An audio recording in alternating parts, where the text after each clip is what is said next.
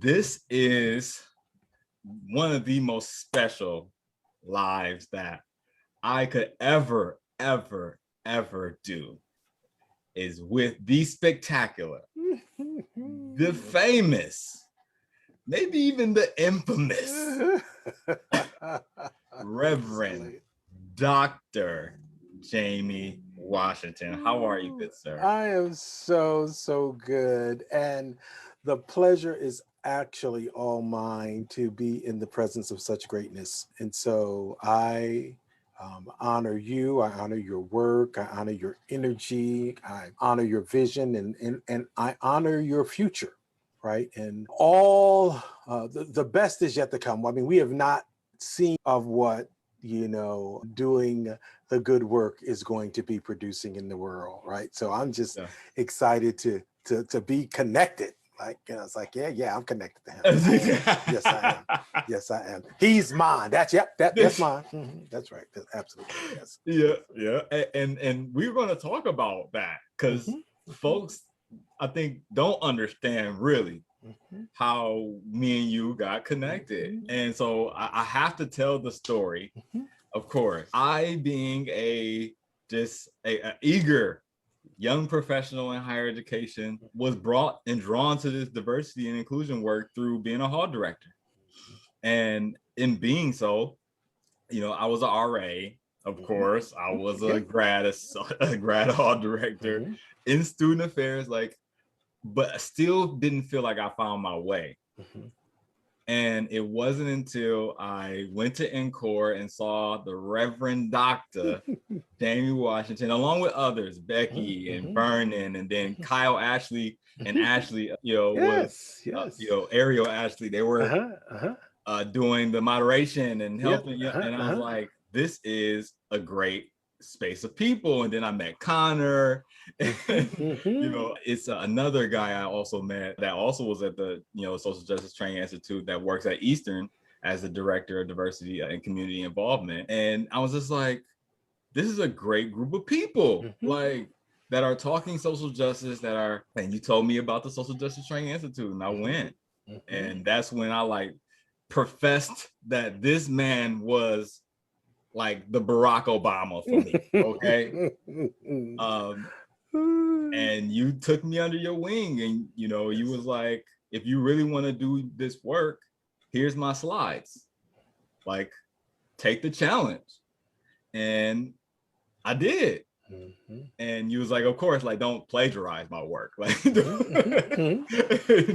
don't plagiarize, but give me my credit, do it, go out and do the work and get it. And you have been rocking with me ever since. Right. I say this all the time, Dar, as I go into rooms, and I am committed to the work of justice and healing, right? So for me, it is justice, liberation, healing. And I believe that's what I exist on the planet. And that lots of the harm that's been done has been done because of oppression.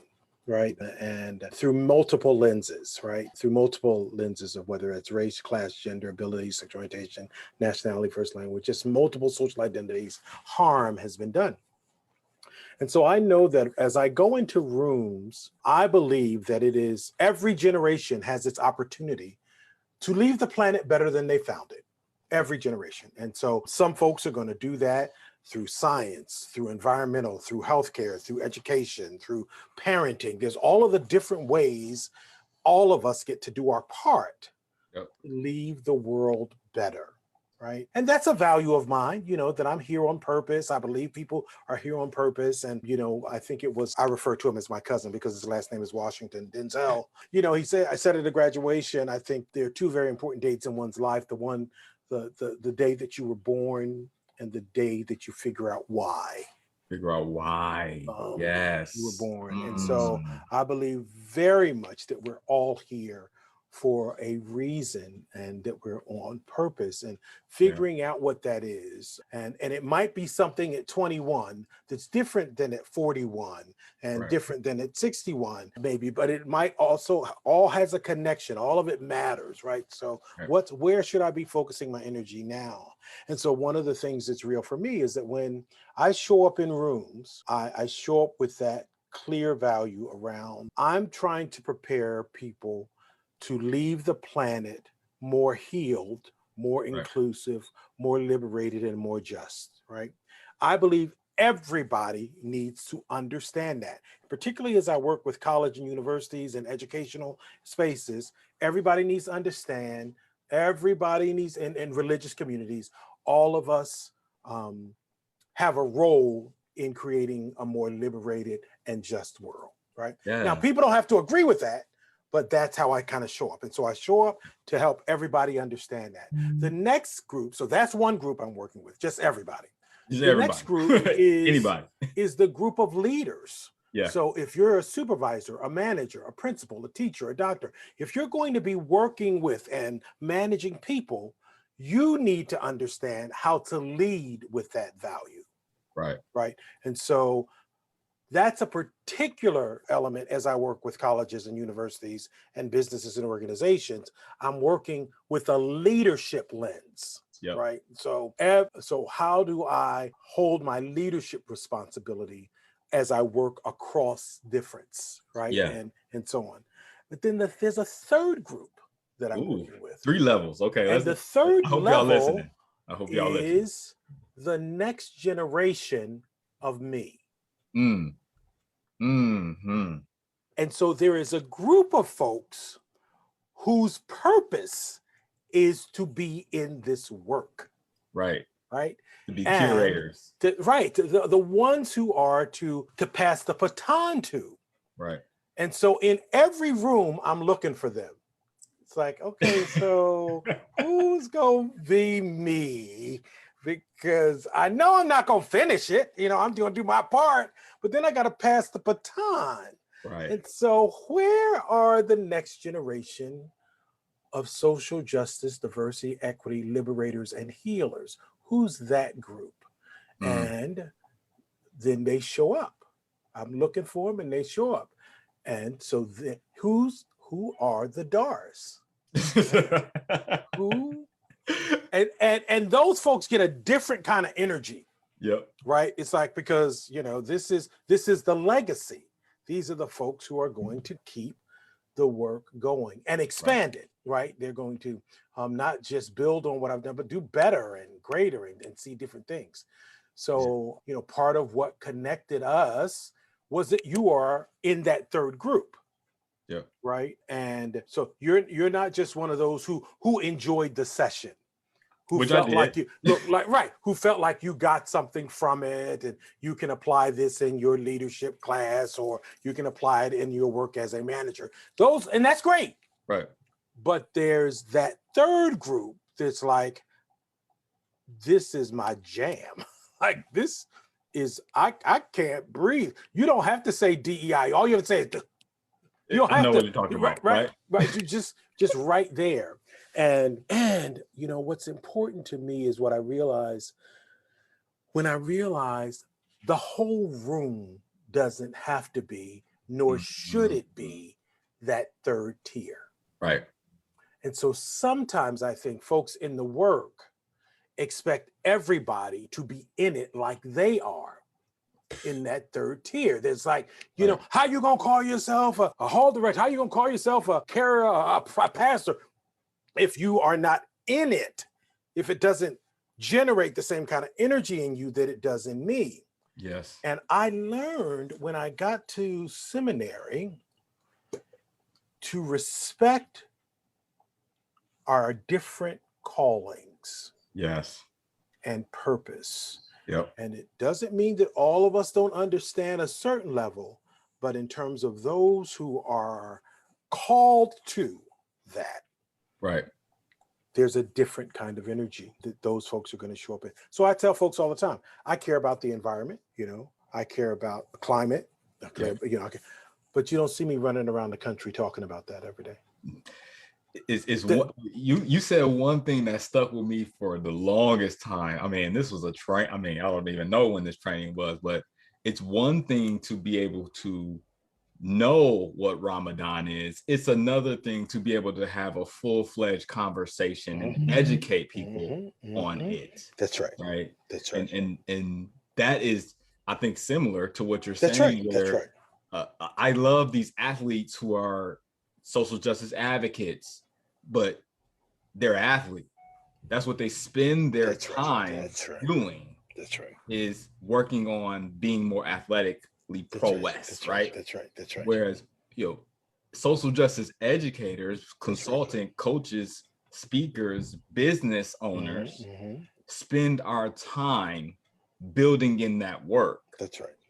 And that's the difference. That's right. There's absolutely a difference. There's folks who are going to care. There's folks who are going to kind of to be about it in different industries. And I want, all of that is important. And there are those who, that's why I'm here. Yep. Right. Yep. That's and there are some. So if you talk about athletes and doctors and lawyers and hairdressers and everybody in every industry, there are those who, I do this work with a social justice, diversity, equity, and inclusion lens. Right. This Absolutely. is just the vehicle, the avenue through which I do the work, right? And we want to be able to distinguish that, your calling can operate in different spaces, if you would, that vocation in different spaces, but there's a different kind of spirit and energy that comes when you're operating in your purposed work. Yes. I love it. So let's take a pause. I want to acknowledge some people in the chat, right? Sure. So Taylor, amazing guy, principal over in Ohio. I love him. Kavita has been following me for some time. I love the energy that she brings. Dell is also from my hometown, joined in. Hey, I appreciate y'all. And again, if you have questions, jump in, ask away, right? Because this is the elder the shoulders that I land on, right, is right in front of you. And I would always steer folks to this man. And so let's talk about, right, when you became called, so who are the shoulders that you stood on? Right. And who are the folks that was like, Jamie, right, you need to become, right, so that you can help others become. Right. And so as I acknowledge the folks who showed up modeling what it's like to be there to help liberate and to help heal, I think I go back to, certainly I had folks as early as my own parents, right? That showed up in liberating through love, right? Through letting me know that I was enough. And I don't take any of that for granted. That's some real stuff to grow up in a space where love was present, right? I don't take for granted that that's a benefit, that's helped me to be who I am. Everybody has not had that, right? And so as we think about, and so there's a different kind of lifting that has to happen as you become a young adult or an adult and find, into adulthood, when you didn't grow up with love, right? When you didn't grow up with appreciation of who you are, when you didn't grow up with being able to make mistakes and not being given up on, or when you didn't grow up having to worry about, am I going to be able to eat tonight, right? Those are real things that matter. And so while we didn't grow up with a lot, like I talk about having 3 pair of pants, right, as I grew up, right? Right. Until I started working so I could have some more and make them and so on and so forth. But those were clean pants, right? And then I could count on being able to go home, and whether it was hot dogs and baked beans or eggs, that I had something to eat. And so I had the basics. I had a space to lay my head, and I had love, right? Yeah. And it wasn't always known how to say it, as like my mother said, I love you every day, or my dad said, I love you. That wasn't that, but there was a very clear sense of the love and support. So I start there. That's the shoulders that love matters, right? And having people know that they matter. But then, as I think about, I was doing somewhere, I think you were on that panel with us as we talked about kind of Black men's experience, right? Yeah. And will you be the person that's, beyond the house, because the house matters, but outside of the house really matters. So as you go to school, as you go to church, if you're in Boy Scouts or if you're in other places, are you the person that's going to invest in that boy or invest in that person? And so I had folks who invested in me, who saw talent in me and encouraged. Folks from my church who said, that boy's going to be this, or that boy's going to be that, or, you know, encouraged me to do those things. So those early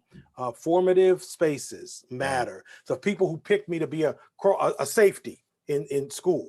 So I sit there. I was a safety too, right? Yeah. Oh, right. Exactly. Right. So when I was outside and I was inside, those folks who began to cultivate my leadership. Yep. Right. Yep. And my voice, it mattered very, very in those early years. But then as I got to really figuring out professionally, who am I going to be? That started, you know, kind of stuff in the college years, and folks like Dr. Dawn Person, who's a Black student advisor at Slippery Rock, and then my fraternity advisor, Harry Budd, and Sylvester Townsend, who is the person who actually introduced me to student affairs, my hall directors, all of those critical student affairs roles, and having some faculty, as well, that encouraged me to do my best work. Through undergraduate and then into graduate school, role models, and colleagues like Vernon Wall, So together as graduate students at Indiana and Eric Wynn, we sharpened each other. There were only a few of us minoritized by race as Black folks there, and we relied on each other. And so those were encouragers and role models. And then, as I said, we had some advisors who were supporters of our work and supporters of our mind and so on. As you name calling, honestly, Dar, I didn't always think about the vocation of diversity, equity, and inclusion. I didn't always think of it in that way. I was like, I was at work, kind of thing. But I was operating kind of in this way that folks would talk about, you do this well, you got to. And it really wasn't until I got to divinity school that I recognized my work in diversity, equity, and inclusion as a part of the reason I'm on the planet, my calling to help heal. It was in that space that as we were doing the deep self-work and personal work and why we're here and, why divine energy or spirit would call us to this space. That I realized that my doing of this work, I had church and work separate. In my mind, I had compartmentalized them. Now, people at church knew I went to work, and people at work knew I went to church. But I had them as separate things. And when I began to see myself whole, and that every space I operate in is in that energy, is in that divine energy and calling, then everything, the work in diversity, equity, and inclusion, my work in ministry, formal and church, religious spaces, all of it went to a whole different level because I opened my energy up to allow the divine energy and spirit in me to lead. The calling, The calling. The calling. And folks are on here. I'm not afraid to tell them that you stop in yourself. You are in your own way.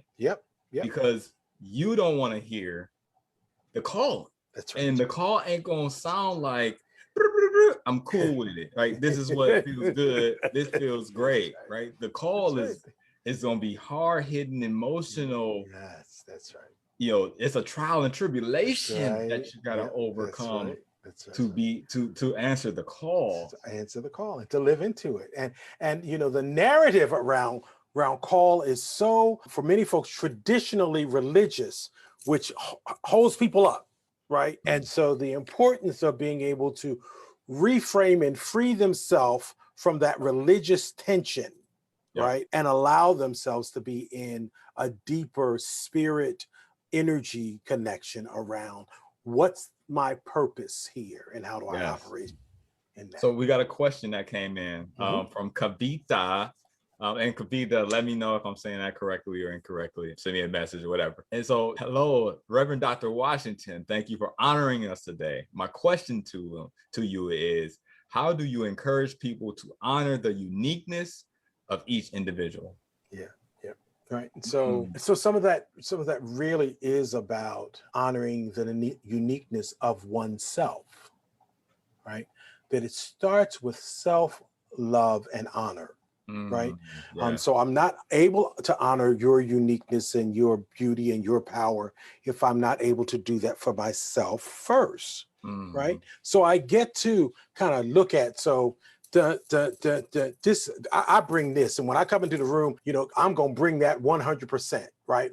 Nobody's gonna bring that like me, right? Not that other people don't bring it, but they're not gonna bring that like me. I'm uniquely positioned to bring this in this space, right? And so the sooner I got comfortable, Right. Say that again. Say that again. The sooner I got comfortable with me, the more space and the more appreciation I could have for others, right? And in that, then I could learn from others and become a better me. But when I was busy in critique of others, because I was always in critique of me and not in appreciation of me and what I was given and how I was given to show up, then that was the stuff that was holding me up. Right. Yep. And so, you know, I don't write like, I don't talk like, I don't speak like, I don't engage. And this is how, and again, this is a dominant culture dynamic, right? And this is how systemic racism, heterosexism, classism, all of this stuff continues to show up. Absolutely. Because however we framed, wherever we've gotten the message around what's the better and the more right way, is often a dominant culture dynamic. Yep. And so based in perfectionism. Right. The more I'm acceptable, the more I'm like that, then, you know, that's the good stuff. And so when I got a hold of, no, and that's not to make all the dominant culture stuff wrong, but what I really got clear about is I am beautifully and wonderfully made. Yes. And I am enough as I am. I can be more if I want to be, but as I show up as me, I am enough. Yep. Right. And so I began to embrace my uniqueness, my way of showing up and my way of being, and not needing to be in competition with others around that. Right. So I've learned a lot. I'm able to be more expansive because I know that Dar is uniquely gifted and skilled in these ways.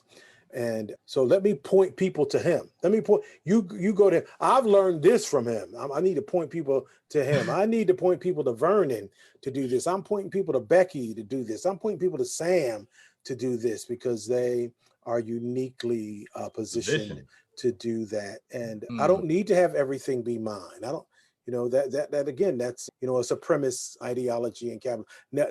Nothing is ever enough. Right. We always need more. And so it's like, no, I'm enough. Right. I'm more than enough. And most times folks can't handle this. Well, I'm trying to give more. And this is why I love that you said that, because it's a whole body of work to do self-love work. That's like, so before you start even trying to, like, if you are in a position where you have to ask that question, you have not found enough love within yourself yet.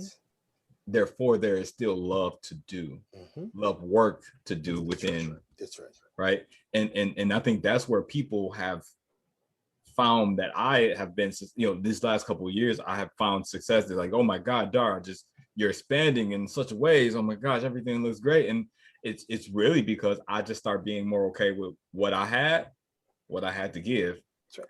And what I can do with what I had.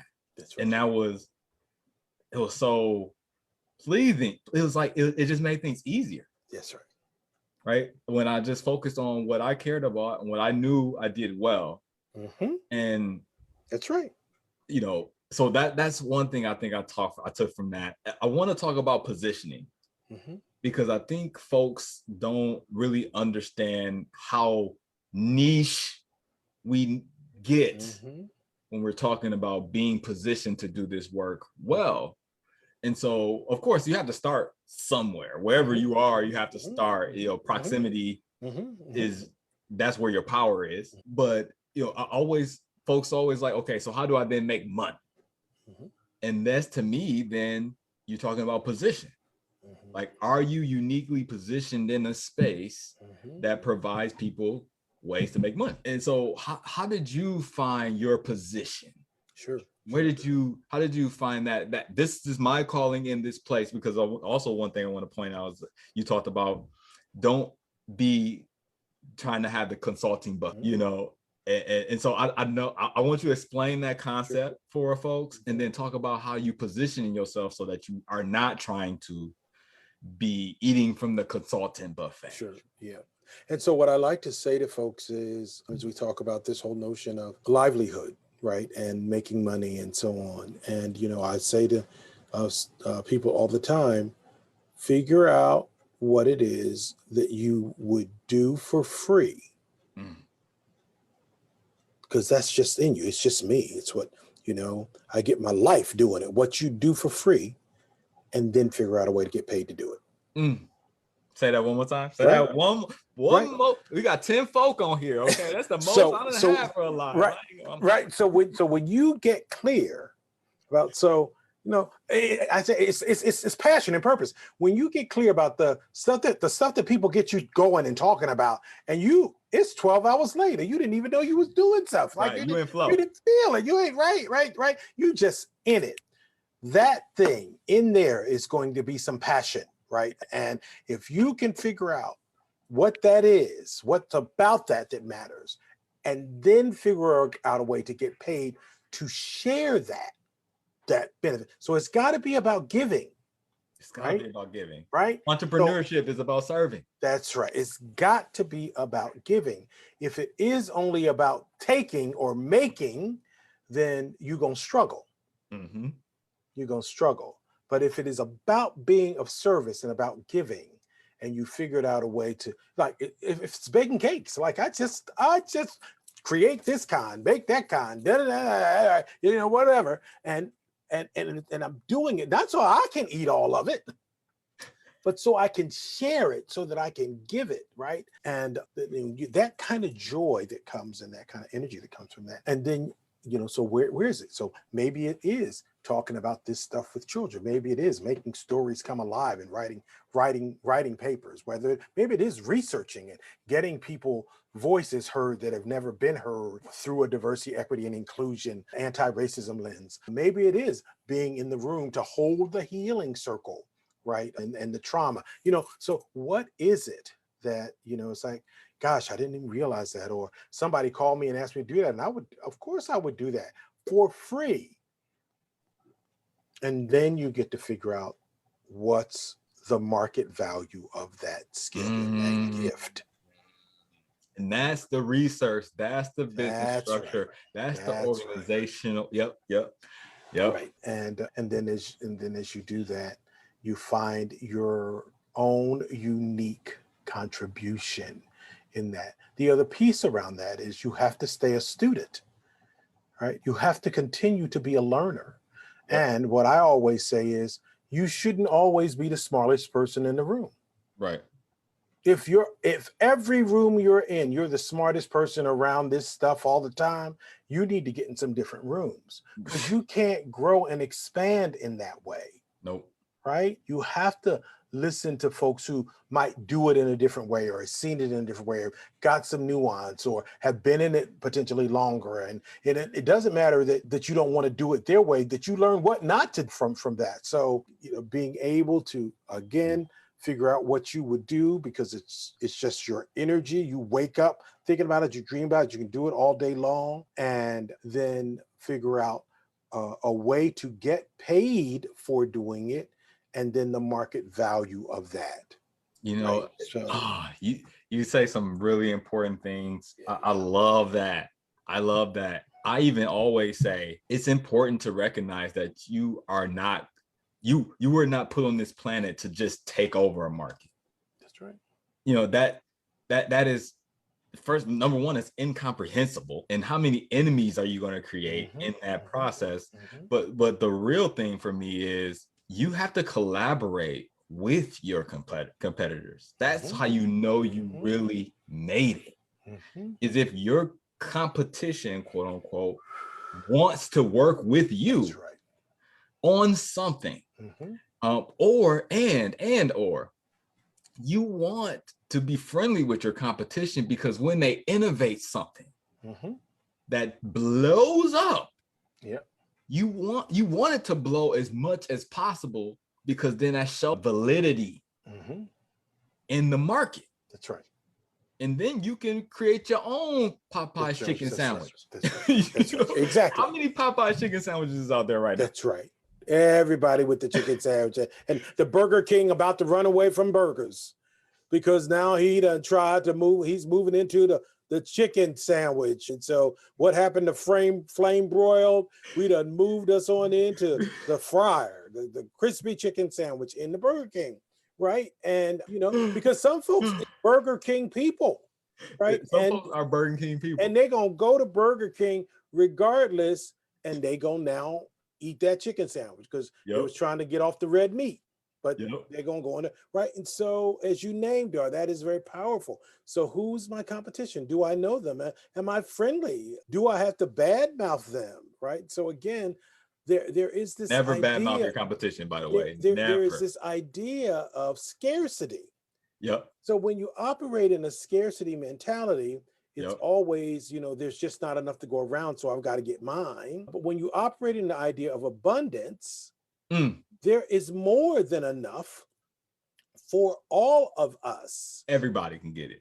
Everybody can get what they need. They need. And so and so there is a dynamic of greed, right? That's a real thing. And so you have to do your own work around that, right? And so, I want 7 Lamborghinis. Why? Because you saw it on TV. Right? Like why? Right? Why? I want to be able to retire at 30. But why? Why? Because you saw somebody else say that? What's that gonna be? How you gonna be what? Right? And so you just to really be able to get clear about what's your why, what's your motivation for stuff. And if it's locked in ego and about proving to someone not in a way of just affirming, kind of yourself, but I'ma show them that energy again. Will have you struggle. I don't have to show nobody nothing, right? I will let the work I've done speak for me. I will show up. And so any of the naysayers who said you can't do that, you won't do that, it's like, okay, you get to say it, right? But I'm living in my truth, and they gonna say it. That's right. That's right. They gonna say it, but that's also a part of the self-love that we was talking about, right? When you are able to love yourself enough to trust that you know what God has put on you. That's right. And not on others. That's right.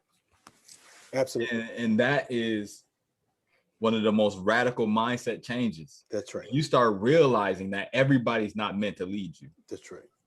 When you start realizing that everybody is not meant to serve with you, it changes how you operate. It changes how you think, and it also changes who you surround yourself with. That's right. That is exactly right. And that doesn't mean you have to be mean or hateful to people. It doesn't mean that. Right. It just does mean it's like, okay, so who gets to sit in the front row of my life? Right? Everybody don't get the front row. And everybody don't get the front row at every concert. That's right. There you go. So you can't be in the front row, right? You can still be in the building. I still care about you. I'll still do stuff for you. But in that main circle, right? There has to be some iron sharpening iron, some lifting up, some wisdom that I'm giving, some wisdom that I'm getting, and so on. And so the economy. Who would those people be in your life? And so so for me, finding your niche and then finding people who have some expertise so not just your competition, but those who are, kind of at the top of their game, to listen to and to learn with and from, and to see again what I can take from that and nuance that and make my own, but don't neglect. sometimes what we do is we show up and we've got to reinvent wheels. We got to reinvent the wheel. We got to create all new stuff. So math. 2 plus 2 been equaling 4. Right? Like you ain't gonna come up with no new formula for 2 plus 2. You just not. Just right? not. You just It's not. just, right? it's not happening. And so how do I build on that? What's expansive around that? Right. That I need to. So I'm gonna, we get to look at what maybe there was something problematic about the formula. You get to visit that and share that and so on and so forth.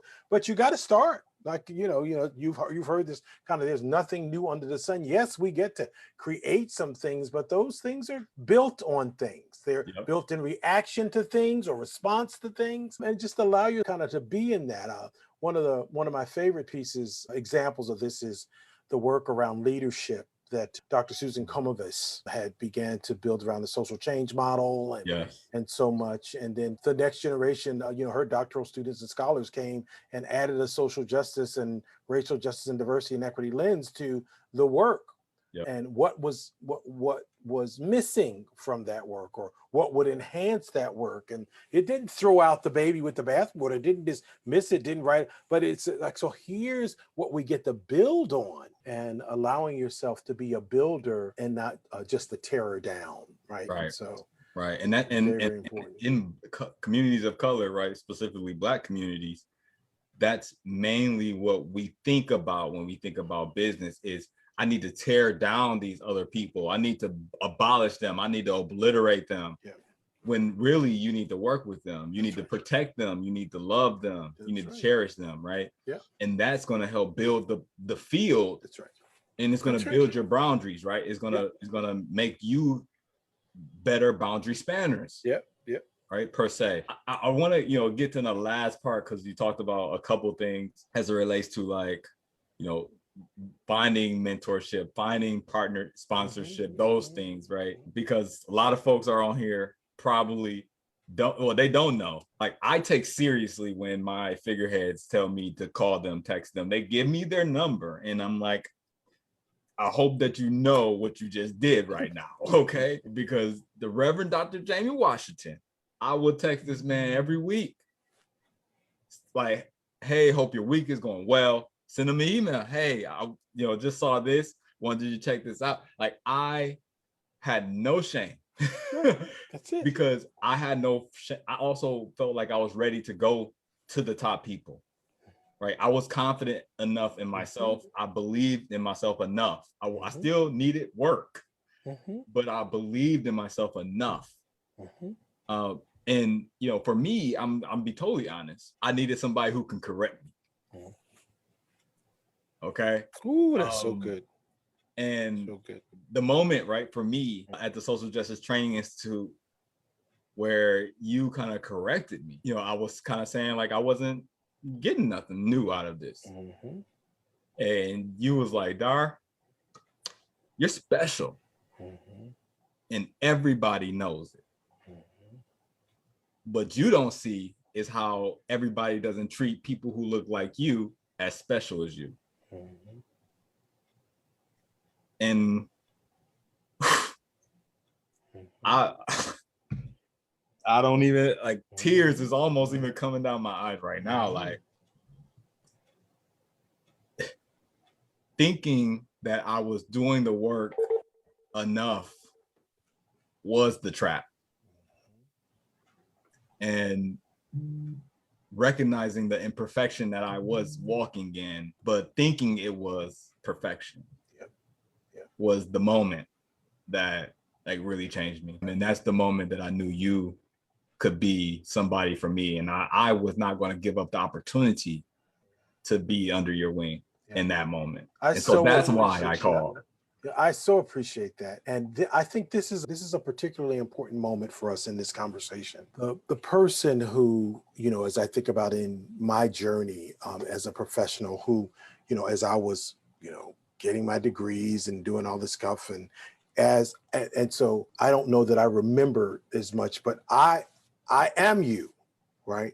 And that, what I said to you was what I had to hear, right? Because I was all at the individual level and everybody loved me and I was special and I was doing great stuff. And again, it goes back to that love, right? That I think that I didn't ever really have to. I had enough grounding in it.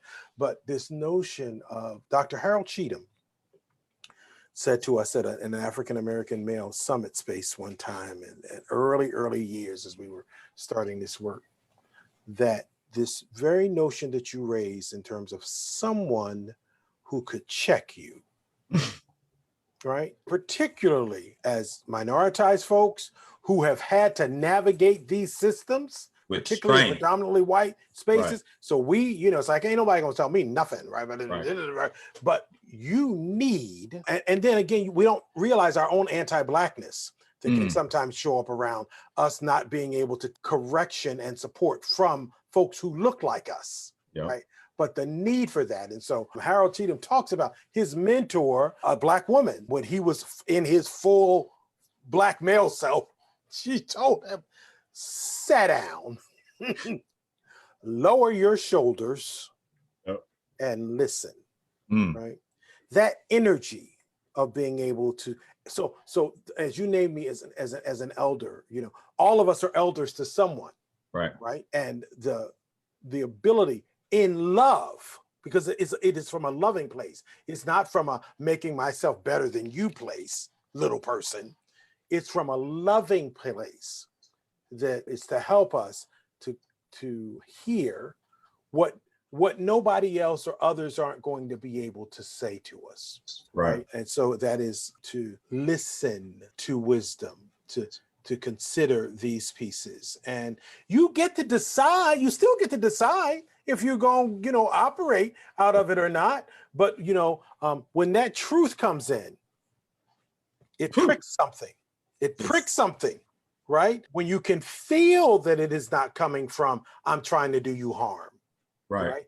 It gets in a way, because when the intention really isn't about that, it can get in a different way, right? And so Harold Cheatham had said that to me, and my other mentor in this work as I started doing the consulting work, Dr. Joan Lester, was another one who actually did what Harold did as he modeled what his mentor told him. That went in and that taught me. And then when it happened to me in a space where I was, kind of similarly to you, I was doing a kind of workshop and diversity, equity, inclusion. And we was working race at that time, and the white people had just pissed me off. I was just done. Right, man. And I was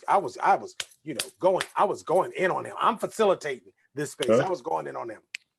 So we went to break, and my then mentor, role model, who had been in this work, who was the executive director of the Equity Institute and founder, she pulled me and said, "So how you doing, Jamie? What's going on?" I said, "I'm fine." She says, "So what's going on with you?" "Nothing, And she says, "So do you went in your response and your reaction and your engagement with this in these last few minutes felt a little harsh in that." And so then I went in on her. Not another white woman gonna tell me how I'm supposed to show up and how I'm supposed to be talking about this is just some white supremacy. And she just stopped. She took a deep breath. She said, "That's not what I'm saying. What I am saying is you can invite people to show up authentically and then beat them up for doing it. Lower your shoulders, sit down, and listen." And what got clear to me in the moment is, in the role of container holder, in the role of facilitator of learning, you have to have done enough of your own healing work so that you don't show up doing harm to others in the space of their coming to their knowing around this stuff. And that has informed my work for 30 years, right? And so that's why I'm in the room and I can hold the space no matter what comes out of people's mouth.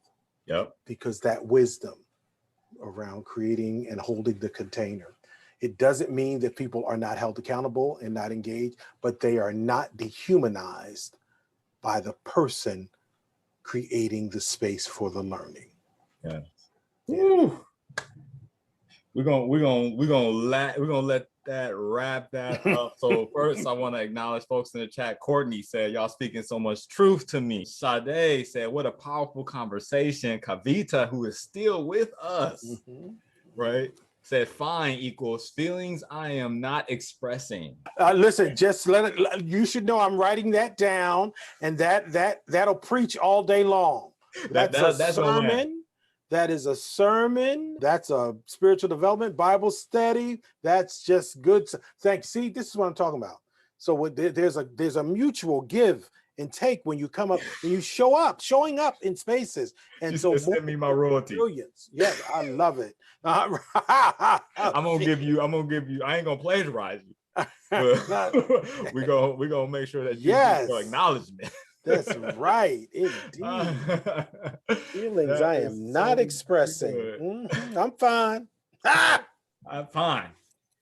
Knowing you ain't fine at all. Look at that. Nothing fine about it. And I think hopefully what I hope folks take from this is the joy that this type of relationship can bring you when you find your person that can lead you, because it's supposed to be like that. It's not supposed to feel like you're role straying. You're not supposed to feel like an imposter. You're not supposed to feel like you're in a position where you can be microaggressed, you can be tokenized. You're not supposed to feel like that. And with us, it's been nothing but just joy and love and affection, because we have done our own work. That's right. And the coming to each other, right? Yep. And so for folks, any last words that you want to just share as we wrap this thing up, anything that you think folks need to hear from you before we end today? Well, it's interesting because, as I think about this, this is the month of June. There's so much in the month of June, right, in terms of national recognition and celebration. So in Black church tradition, during the month of June, we celebrate children, right? And, last Sunday was a Children's Day. Right. We in our church, we celebrate children all the month of June and youth all the month of June. The first weekend in June was a recognition of the celebration of Black music. Right. So children and Black music. And the month of June is Pride Month. Right. And so as we look at the experiences of LGBTQIA and plus folks, and then Juneteenth. Right. That again, and Tulsa, the anniversary of Tulsa that came up right at the end of May, and then Father's Day. Right. And so there's a lot that we get to zero in on and focus in this space. And I think that all of those things are central to me in our relationship. Fatherhood, parenthood, children, right? The next generation, preparing the world so it's better, and connected to our children. Who will we let our children be? Right? Do we understand, again, the history of and the legacies that we don't know about as we think about Tulsa, but what we can be proud about, our capacity and what we can do as minoritized folks. And even after we've been wrongly destroyed and harmed, we can rebuild, right? And so on. And never forget, for me, the music, right? Never forget the music. The music that has carried us, that takes us into joy and laughter and dancing, but also can let us be in the spaces of lament and sorrow and healing. So just kind of the fullness of life that we get to be in this space, in this time. And so that's what as I talk with the people who I will pass the baton to, is to stay connected to the fullness of life, to not allow yourself to be so caught up in the injustice that you don't find way to the joy, that you don't remember to dance, that you don't remember what this is about, that you don't remember to spend time with young people and children, that you don't remember to honor the fathers and the grandfathers and the mothers and grandmothers that's gone before us kind of in the journey, and that you don't forget, particularly what's powerful in this relationship is we engage across sexual orientation, across generation, right? And stuff that for many of us, we only engage from our minoritized identities, right? But we don't own our privilege, right? We don't recognize the spaces in which we continue to do harm. And so, this space for us is one that is mutually loving and giving. As I talk about my own journey as a young person growing up, knowing that I was a same gender loving man in elementary school, I knew that. But the first thing that Black gay men lose is their brothers. Right. So that we no longer get to be in community, and, because of the narrative that, right. Well, you don't want to be connected to that. You don't want to be a part of it. And I know that even in my early days as a professional, as a person who was authentic and out and transparent, that lots of younger Black men who I wanted to be there for had not done enough work to be able to be in the space. And that's not about a blame thing. That's about was the dynamics. Right. What I get to see today is the commitment to stay in it has this kind of relationship be possible, right? This kind of honoring and loving relationship be possible. And my ability then to be there and present for Justin and for other of my mentees' sons and daughters and so on and so forth. So whole life. Whole life. And I love being and while I still feel like most days I'm just 19 and really act like I'm about 8. I don't own no adultness at all. I'm just like 8 or 9 years old. None. That's right. Complete, absolute play and fool. Right. All the time. I really do I honor the journey. I love if I'm not having conversations like this, I'm not doing what I was put on the planet to do, because the next generation should know at 30 and at 35 what I didn't know until I was 45 or 50. Right. They should know it because I should be telling it to them so that they know before, they know sooner. Yep. Right. And then likewise, at 35, they should be telling the 25-year-olds 100%. and the 30s so that they can know, so that we can all be better sooner. And that's what it's about. Hey, everybody, reach out to the Reverend Dr. Jamie Washington on all platforms, of course, but specifically Facebook, LinkedIn, the Washington Consulting Group.net. Make sure that you check out the website if you ever need this work. This is the man that you need to go to. Thank you so much for your time. Thank you. And